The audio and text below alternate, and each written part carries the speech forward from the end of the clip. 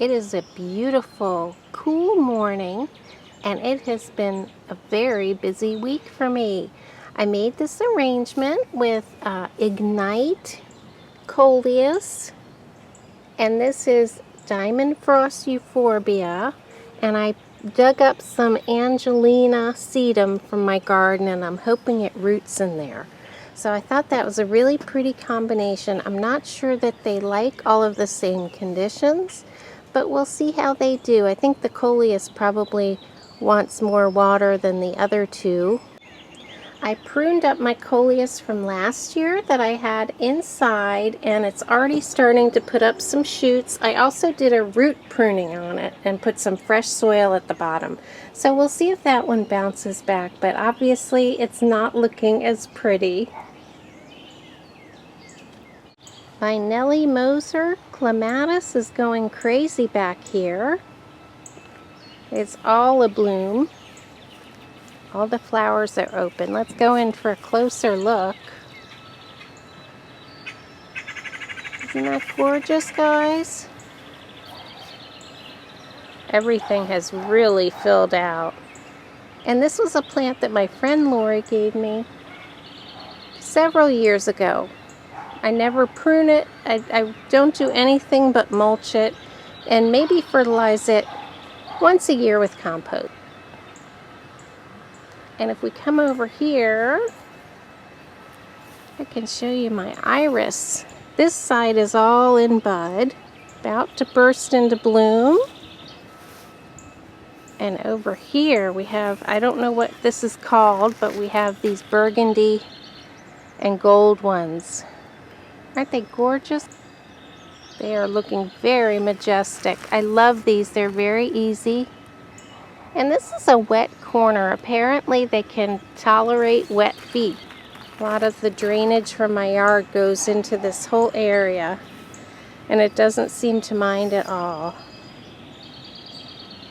And in a few days I can show you when these open. Let me step back. This whole area has turned into a little bit of a clover patch, but I think I like it. Got some weeding to do, obviously, but it's really kind of pretty right now. We'll see how it holds up.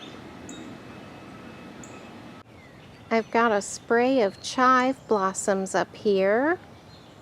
I have a couple of tubs of herbs at the top of my hill here in front of the polytunnel. This is parsley. And the chives are a little past, they were brighter purple a couple days ago, but I really enjoyed them. And across here I've made some changes too. Let me first show you the columbine. They've been up for a few days, and they're blooming throughout the woodland wherever I have them. Those were also from my friend Lori, and they've seeded themselves around. They're very prolific seeders. But I did make some changes on this corner. My Silver Dust Dusty Miller have really enjoyed that spot.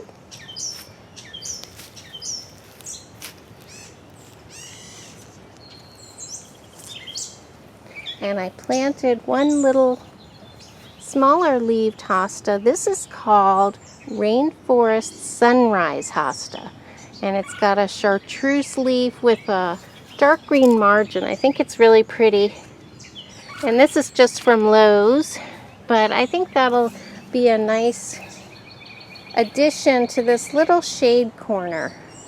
I don't think my evergreen is so happy in this part day shade, but it's doing all right.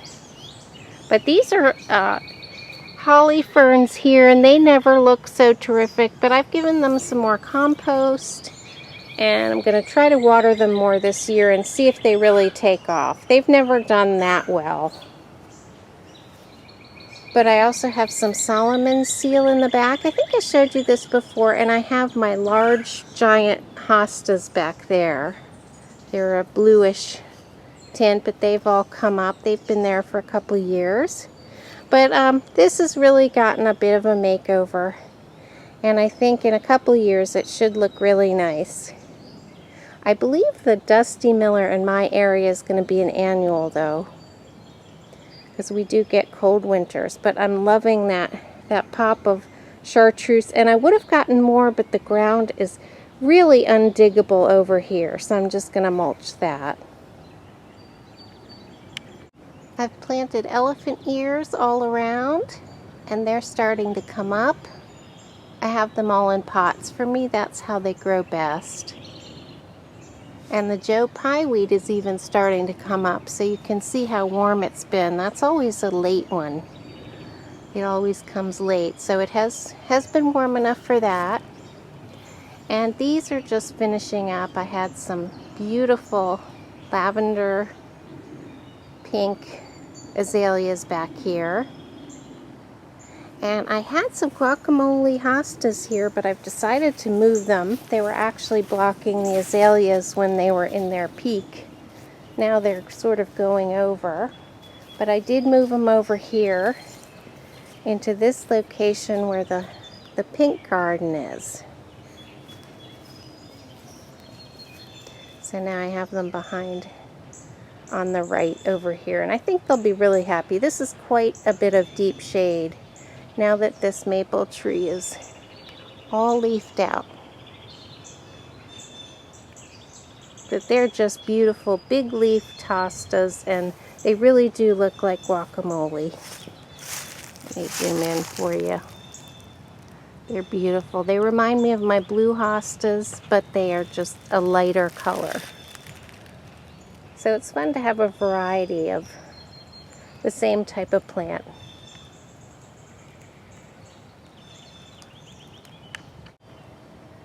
All of the hostas and ferns are coming up in this garden back here, next to the shed.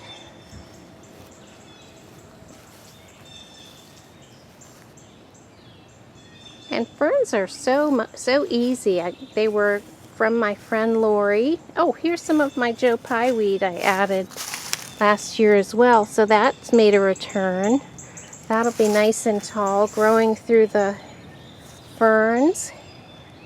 But my friend Lori gave me those. She gave me all of the variegated hostas. And she gave me this azalea. It's a white azalea, and I'm not sure if it's a late bloomer or if maybe frost took its buds. We'll have to see on that. But it's a beautiful azalea. And the rustic garden bed's really coming to life. I've made a big change by taking out all of the oregano. I actually moved it to the bed in the back corner, and I put it around my peonies where I was needing some type of mulch. So my oregano is going to serve as mulch back there. But when I dug it up, I realized how extensive the root system was, and the things that were next to it weren't doing so well. But I think the peonies are strong enough to hold up, and they're very established. So I think they'll be fine around the peonies. But for things like annuals, I don't think it's a good idea to have the oregano. It's almost like a mint. It spreads pretty aggressively. So I'll keep an eye on that. It actually opened up a lot more space for me to plant things.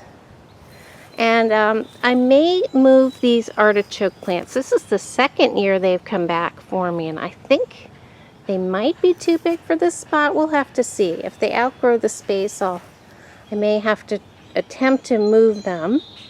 But I sort of rearranged my salvia plants into that spot. And if you can see, these salvia were near the oregano, and they don't look nearly as good as this one, which was off to the side. So those will catch up. Salvias are tough. That's going to be a swath of salvia, and hopefully it'll start blooming a little later on.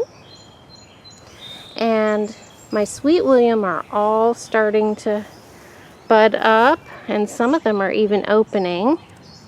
The white and the pink seem to open up first, and then I get some of the other colors. But this is a huge stand of Sweet William. And I have a beautiful couple stalks here of columbine swaying over the whole garden. Those are the same columbine my friend gave me, and now it's been seeded everywhere. I went ahead and planted in some small purple heucheras, and these were from divisions when I divided a purple heuchera I had. I learned this from Down to Earth Gardener on YouTube. She showed how to divide a heuchera. And sometimes they get kind of old looking and a little bit leggy, and it's the best thing you can do. And then of course you can spread some more plants around. It's very easy to root them, and I had no idea until I saw that. So now I have rejuvenated my purple one. And I have a couple sprouts of coleus here stuck in from my cuttings. And I put those in a while ago, so we'll see if they make it. But that was when I rejuvenated the coleus that I overwintered. And in here I have lots of small seedlings. I've got some zinnia seedlings, and I have some cleome seedlings in the middle. Let me zoom in so you can see them because they're really tiny.